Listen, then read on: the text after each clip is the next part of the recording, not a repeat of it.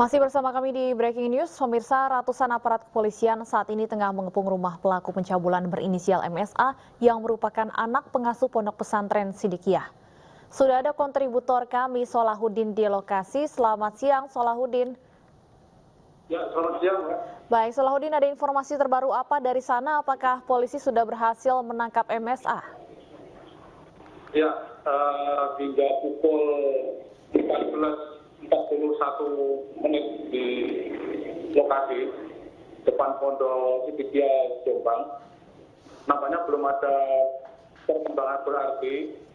Namun terlihat ada beberapa petugas Resmob ini, mungkin dari Polda maupun Polres sekitar, masuk ke dalam lokasi.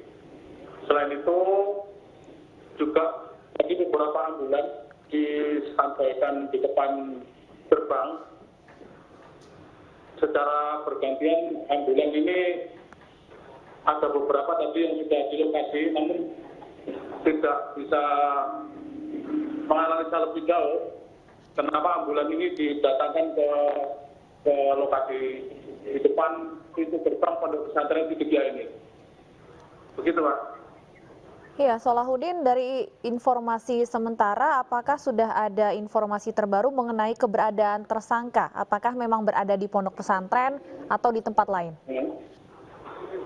Sampai saat ini belum ada informasi lebih jauh tentang keberadaan MSA sendiri, karena kelihatannya proses negosiasi yang ada di dalam oleh Polda Jatim maupun Polres Jombang masih terus berlangsung.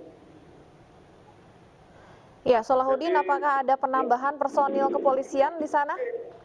Nah, jadi untuk penambahan personil tidak ada, Mbak. Yang ada itu hanya pasukan Brimob serta pasukan Dalmas dari Polres Jombang, serta tadi baru saja ada beberapa petugas reserse gitu ya, tidak memakai seragam gitu, masuk ke dalam lokasi. Jumlahnya kurang lebih ada 30-an gitu, masuk ke dalam lokasi pondok melalui pintu gerbang di depan Pondok Sidikiyah ini. Berapa sebenarnya jumlah personil kepolisian yang dikerahkan sejak pagi tadi untuk melakukan upaya jemput paksa MSA? Jadi belum ada keterangan resmi berapa jumlah personil, tetapi ratusan ini dari Brimob Polda Jatim, terus dari Polres Jombang, serta Polres sekitar yang di BKA-kan di sini. Ini di depan gambar ini beberapa petugas Resmob datang lagi untuk masuk ke dalam lokasi pondok pesantren. Ya, Solahuddin, hingga siang hari ini apakah ada pernyataan dari Polda Jawa Timur ataupun Polres Jombang terkait dengan penangkapan MSA pada hari ini? Jadi hingga siang sore ini ada 3 kali tadi dari Humas Polda Jawa Timur memberikan konferensi persnya, tetapi hanya hampir keterangannya sama. Artinya masih dalam proses negosiasi yang ada di dalam yang dilakukan oleh petugas kepolisian dengan pengurus pesantren Sidikiyah ini. Tadi juga terlihat beberapa petugas PLN ya, petugas PLN bila masuk ke dalam pondok, keluar masuk. Tidak tahu apakah nanti jika negosiasi ini gagal akan ada upaya untuk mematikan pasokan listrik ke dalam lokasi pondok. Tetapi tadi ada sekitar 5 sampai 10 orang petugas PLN yang keluar masuk di dalam pondok ini. Baik, Solahuddin, kami akan terus menunggu informasi terkini dari sana. Untuk sementara, terima kasih atas laporan Anda. Selamat bertugas kembali. Dan pemirsa, kami masih terhubung dengan Reza Indragiri, psikolog forensik. Saya akan sapa kembali. Mas Reza, masih bersama kami? Ya, Mas Reza, melanjutkan perbincangan kita tadi. Informasi dari rekan kami di lapangan bahwa negosiasi masih berlangsung, artinya negosiasi berlangsung alot. Apa yang harus atau bisa dilakukan polisi sebenarnya dalam situasi seperti ini, mengingat bahwa ada status tokoh agama di sana dan sebagainya, Mas Reza?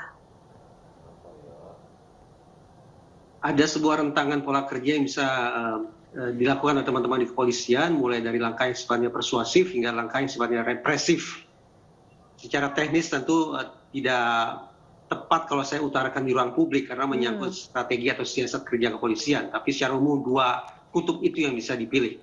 Sekali lagi mulai dari pendekatan sifatnya persuasif hingga pendekatan sifatnya represif. Pendekatan yang berfokus hanya pada tersangka saja sampai kemudian meluas ke pihak-pihak yang berusaha untuk melindungi atau menjaga tersangka dari tindakan pengamanan yang dilakukan oleh kepolisian. Ya, Mas Reza, sebelum jeda tadi kita sempat berbincang skenario jika upaya penangkapan hari ini kembali gagal. Polisi tidak akan membuat masyarakat lupa. Seperti apa yang Anda maksudkan, Mas Reza?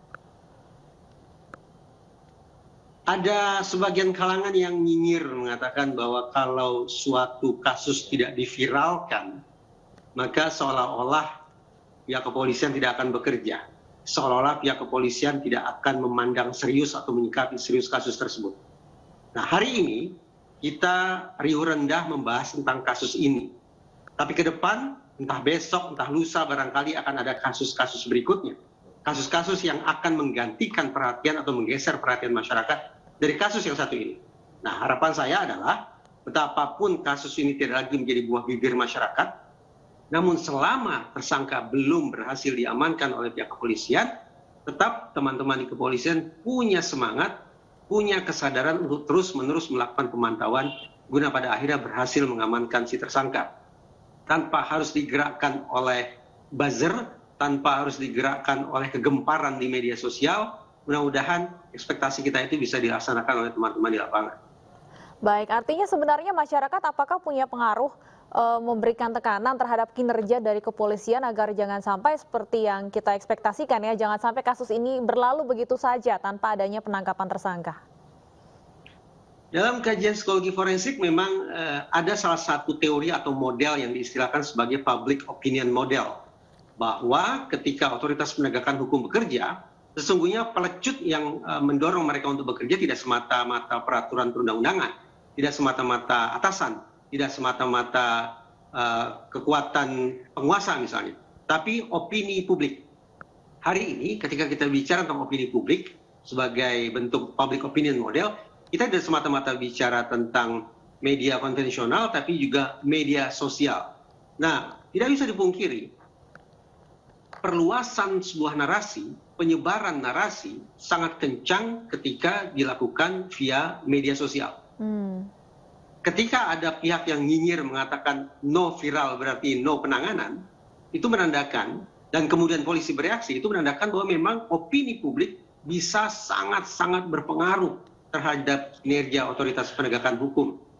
Sekali lagi, sebetulnya secara normatif, teman-teman otoritas penegakan hukum tidak bekerja berdasarkan opini publik, semestinya demikian secara normatif. Tapi sekali lagi, dari sudut pandang psikologi forensik, realistis bagi kita untuk mengatakan bahwa semakin kencang desakan masyarakat, semakin tinggi ekspektasi masyarakat, maka patut kita berharap keseriusan polisi juga akan semakin tinggi pula. Ya, terkait upaya negosiasi yang masih berlangsung alot, jika kemudian upaya persuasif terus-menerus mengalami kebuntuan, sejauh mana kemudian polisi bisa melakukan upaya represif dalam kasus ini, Mas Reza? Saya pikir pertanyaan itu sangat bagus, tapi akan lebih tepat apabila dijawab langsung oleh teman-teman di Polres Jombang maupun Polda Jawa Timur. Terkait dengan kalau langkah persuasif ternyata tidak mendapatkan hasil yang memuaskan, apakah kemudian akan dilakukan langkah-langkah yang lebih sifatnya represif, teman-teman kepolisian yang akan bisa memberikan jawaban itu. Ya, jika memang upaya penangkapan ini berulang kali mengalami kegagalan, apa yang akan menjadi dampak ke depannya dalam upaya-upaya penangkapan pelaku kasus kekerasan seksual lainnya?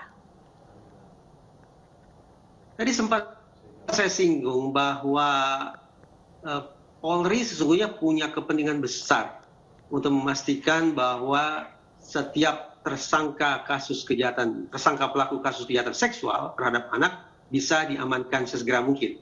Ketika kita bicara tentang deterrence effect, ada dua unsur yang harus bisa direalisasikan agar efek gentar itu bisa muncul, agar efek gentar itu bisa dirasakan tidak hanya oleh si pelaku secara umum, tapi juga masyarakat luas. Unsur yang pertama adalah kecepatan, dan unsur yang kedua adalah keajegan. Nah, dari hitung-hitungan di atas kertas, kita bisa katakan Kalau ternyata unsur kecepatan terabaikan, dengan kata lain, titik akhir dari penanganan ini tidak tampak di permukaan, maka pantas bagi kita untuk sanksi bahwa efek gentar akan muncul karena unsur kecepatannya juga belum bisa terpenuhi. Tambahan lagi apabila unsur kedua juga tidak kunjung terrealisasi, yaitu keajegan.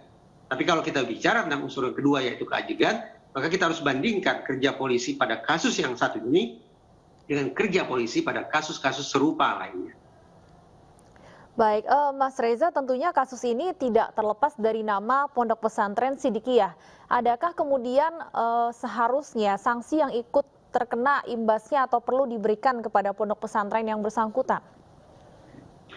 Di dalam Undang-Undang Perlindungan Anak Nomor 35 Tahun 2014 ada pasal yang khusus bicara tentang pemberatan sanksi, pemberatan hukuman.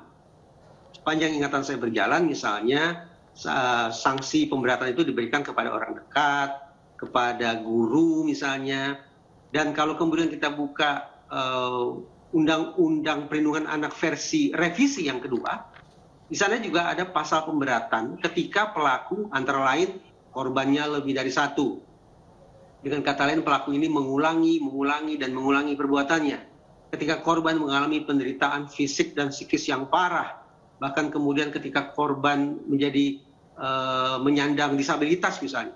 Nah, itu beberapa kriteria yang memungkinkan pelaku kejahatan seksual, termasuk pelaku kejahatan seksual terhadap anak, akan bisa dikenai sanksi lebih berat lagi.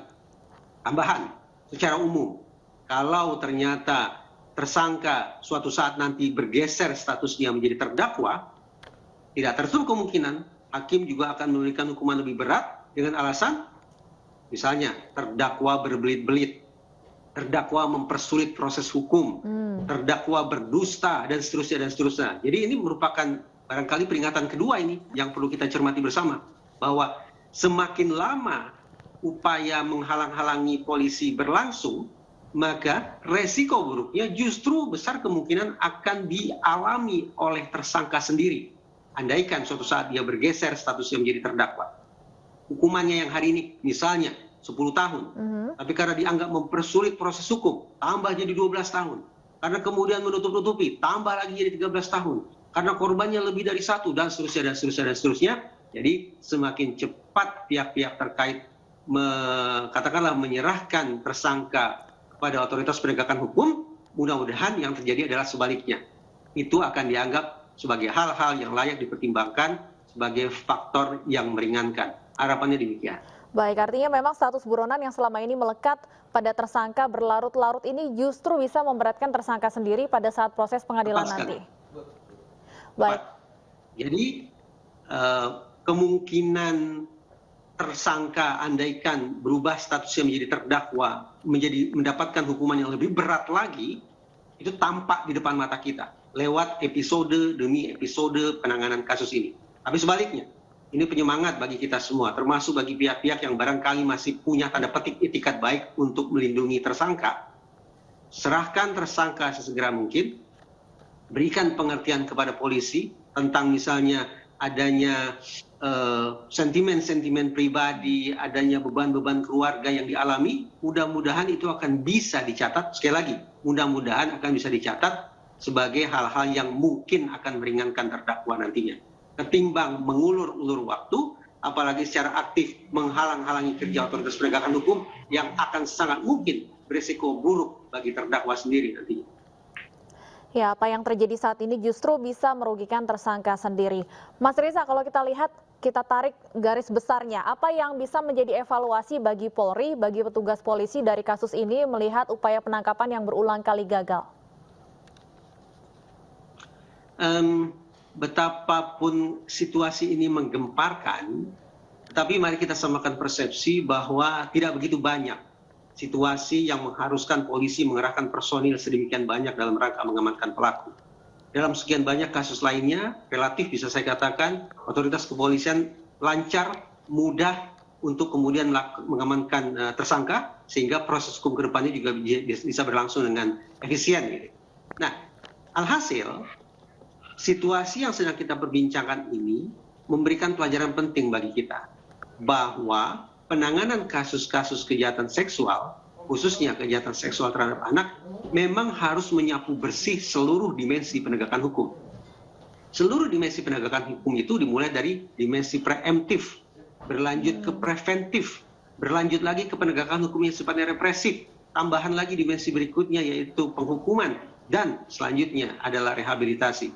Kalau seluruh dimensi penegakan hukum ini sudah dikelola sejak dini dan secara terpadu, maka pantas bagi kita untuk berharap bahwa situasi pelik seperti yang sedang tampak di layar kaca ini tidak akan terulang lagi ke depannya. Karena tidak akan ada lagi anak-anak yang jadi korban, dan andaikan ada yang jadi korban, dukungan masyarakat tetap diberikan sepenuhnya kepada otoritas penegakan hukum. Iya, Mas Reza, memang berulang kali polisi menghadapi kendala, salah satunya karena merebaknya opini negatif di masyarakat mengaitkan kasus penangkapan dengan kriminalisasi dan sebagainya. Dan sepertinya hal-hal seperti ini bukan pertama kalinya kita temukan sebenarnya di Indonesia. Seperti apa sebenarnya polisi bisa melawan opini-opini negatif seperti ini? Saya agak kurang sependapat ya dengan anggapan sedemikian rupa. Kenapa? Ambil misal beberapa waktu yang lalu, misalnya kalau saya tidak salah di Polres Serang Kota, ada selebritas Nikita Mirzani yang juga berulang kali mangkir dari panggilan kepolisian, dan ketika coba dijemput juga ternyata teman-teman polisi pulang dengan tangan hampa. Ini menunjukkan bahwa memang situasinya pelik ya, situasinya pelik dan tidak hanya menyangkut opini publik, tapi barangkali juga kepemimpinan yang tegas, yang memberikan keteladanan, kepemimpinan yang berani mengambil keputusan-keputusan beresiko dalam situasi yang sulit, dan juga sekali lagi sebagaimana relasi dengan masyarakat sudah dibangun sejak jauh-jauh hari. Tampak sudah, saya tandaskan kembali bahwa ternyata kerja penegakan hukum butuh dukungan masyarakat, dan dukungan masyarakat tidak akan bisa diperoleh hanya dalam waktu 1-2 hari saja, tapi butuh kerja panjang, butuh kerja serius, dan itu bukan tugas reskrim, tapi tugas Binmas, tugas personil Babin Kaptipmas, yang ternyata hari ini kita dapat pelajaran penting, mereka punya peran penting dalam melancarkan kerja-kerja teman-teman di reskrim. Baik, kita akan tunggu seperti apa kelanjutan dari kasus ini. Terima kasih banyak Mas Reza Indragiri sudah bergabung bersama kami. Selamat sore, sehat selalu. Dan pemirsa, Breaking News masih akan kembali bersama rekan saya Davi Pratama. Usai jeda berikut, tetaplah bersama kami.